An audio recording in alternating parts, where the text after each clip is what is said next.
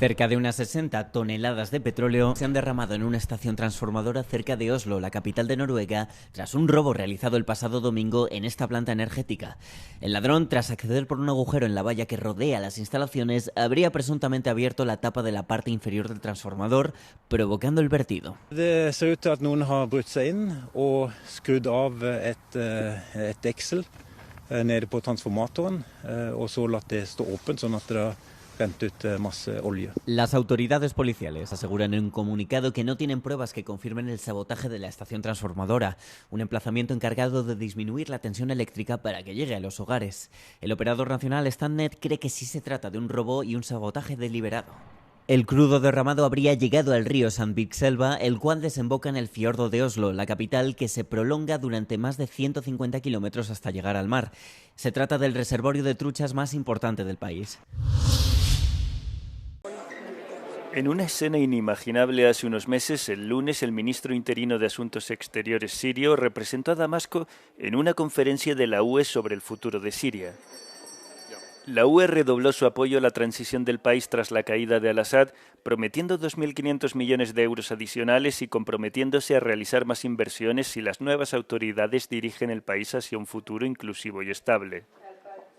We are ready to do more to attract the necessary investments for reconstruction as the political transition advances towards a credible and inclusive and non-sectarian government. La preocupación es palpable ante el reciente estallido de violencia entre grupos afines al nuevo gobierno islamista suní e insurgentes partidarios de Al-Assad. Hubo más de 1.300 muertos en las matanzas, se cree que una gran parte civiles, y el gobierno interino ha respondido a la presión internacional abriendo una investigación para depurar responsabilidades. Según la ONU, las comunidades alawitas, la minoría de la que forma parte Al-Assad, fueron las principales víctimas. Outbreak is very worrying and it shows that the hope in Syria is really hanging by thread. I think that we have to be more vocal on both directions, which is clearly expressing when those things happen that no impunity would be allowed, and we want that this kind of situation won't be repeated. Sobre la mesa también está el significado de la transición para los sirios en Europa. La Agencia de la ONU para los Refugiados afirma que el 60% de los refugiados sirios ha manifestado su interés por regresar a su país de origen. Pero la jefa de migración de la ONU dijo a Euronews que las discusiones sobre el retorno de los refugiados no pueden producirse sin el compromiso de invertir en el futuro de Siria. What we're encouraging states to do is to really invest in this peace-building process, invest in the revitalization of Syria, invest in humanitarian assistance. Because what we do know is that if people go home and they're subjected to violence or they don't feel safe or they don't have a future, then they'll migrate out again. The European Union says that after 14 years of civil war, it can now work together with the government in Damascus to ensure this is the beginning of a better chapter in Syria's history. It wants to invest further in Syria. It could further ease sanctions, and it's touting a role for the European Investment Bank in the reconstruction of the country. But the recent eruption of violence in the northwest of the country is a reminder that the situation is still volatile. The interim president, Ahmed al-Sharaa, is a former al-Qaeda commander, and the rebel group he led to topple the al-Assad regime is still listed as a terrorist organization by the European Union. But despite all that, officials here say that for now, the de facto Syrian government is the best hope for Syria. Marit Gwyn for Euronews in Brussels. El lunes y el martes se celebraron 2 días de conversaciones sobre la prolongada cuestión de Chipre en la sede de las Naciones Unidas en Ginebra. Para la parte grecochipriota, la jornada comenzó con una reunión del Consejo Nacional. Todos los líderes de los partidos grecochipriotas viajaron a Ginebra para seguir de cerca el proceso. United Nations Secretary General Antonio Guterres is hosting talks in the imposing Palais des Nations in Geneva to discuss the future of Cyprus with Greek and Turkish Cypriot leaders and representatives from Greece, Turkey and the United Kingdom, which are the guarantor states. During the talks, the representatives will explore the possibility of reopening negotiations for a solution. The island remains divided and occupied more than 50 years after the invasion of the Turkish forces. While supporters of a solution value the mere convening of the meeting, they acknowledge that expectations are very low. According to Turkish diplomatic sources, the meeting is expected to discuss views on the Cyprus issue for the upcoming period and is not meant to be a continuation of past negotiation processes or the beginning of a new negotiation process. On the other hand, shortly before departing for Geneva, the President of the Republic of Cyprus, Nikos Christodoulidis, spoke of limited expectations, but at the same time he said that during the talks they should exploit all the possibilities for reopening the negotiations. Whether this is a meeting that will confirm the gap in the views of the two sides or pave the way for new talks remains to be seen in the next hours when the two sides show their cards. Faye Gary, Euronews, Geneva.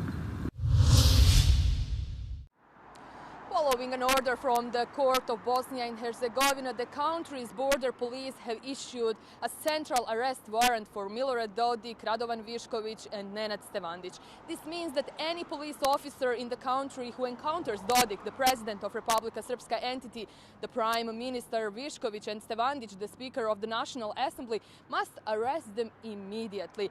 These decisions to issue the central arrest warrant for political leadership of Republika Srpska entity follows a ruling by the court to place them in detention to do their failure appear for questioning by the prosecutor's office in connection with suspicions of undermining the country's constitutional order. At the time the warrant was issued, Dodik announced plans to establish a border police force for this entity. Belmina Čorbić, Euronews, Sarajevo.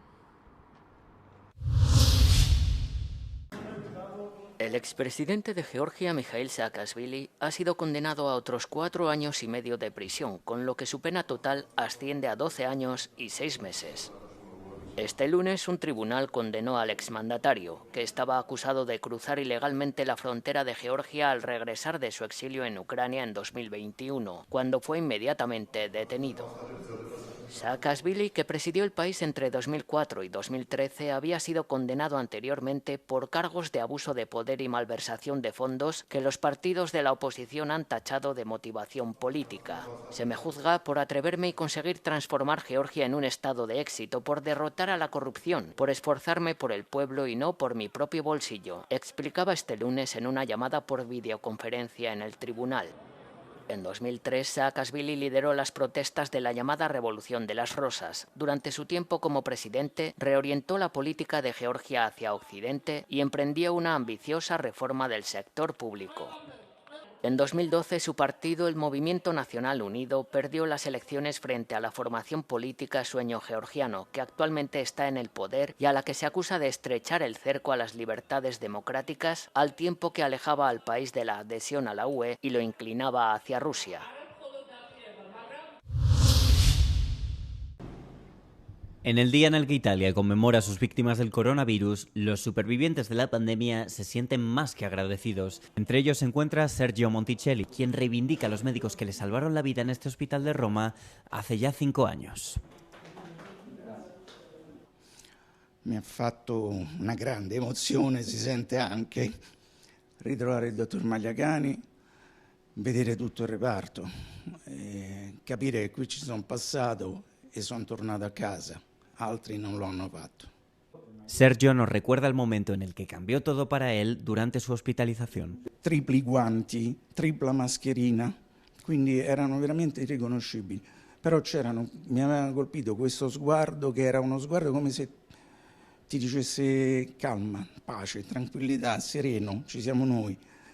E invece nel momento in cui mi ha detto lei è gonfio, gli occhi si erano chiusi, erano gelidi, era diventata la professionista, non era più soltanto il medico che ti confortava, lì doveva decidere in un attimo quello da fare. El doctor Magliacani nos compara la pandemia con un monstruo. Este especialista cuenta que lo que le resultó más difícil fue ver a los pacientes con dolor. È stata una cosa tragica, per cui abbiamo visto morire persone che chiedevano la mano, non potevano vedere nessuno, tragica. Vedere morire le persone tragicamente, così, soli.